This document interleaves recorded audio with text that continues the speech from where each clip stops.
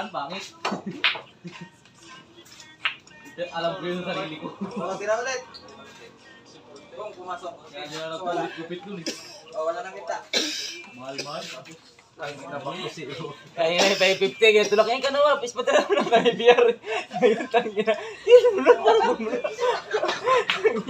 Akala mo ilan tinamahan nyo din yung ano kay Ivan? Nagla kayo? 180?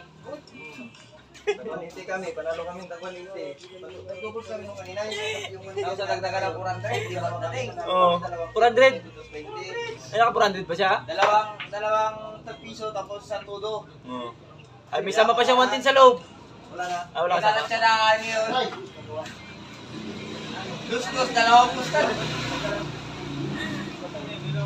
Pero kung alala ilang piso, aabot pa mga. Makabawi pa siya.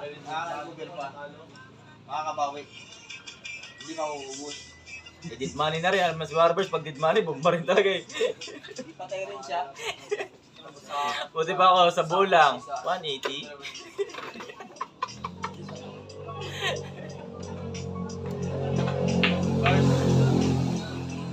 Buntik pa matalo. Buntik pa nga. Ito kasi dami rin alam pa sikot-sikot pa eh. Dahil na ako talaga. Champion pa naman sa 1-1. Buti nga nakahabol ang butang ina. Kung nanigas sa spot, patay. Kung na-influence bata ka na ubos ko ba?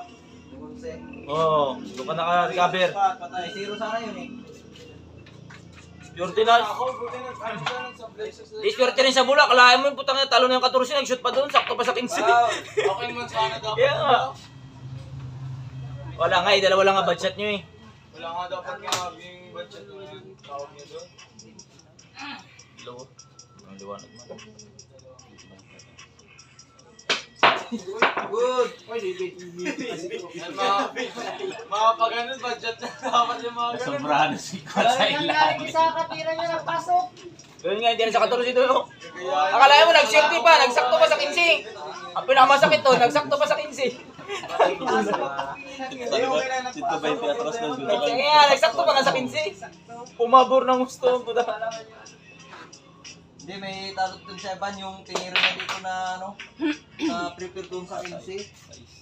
Nagbuntis pa. Hindi nanganak.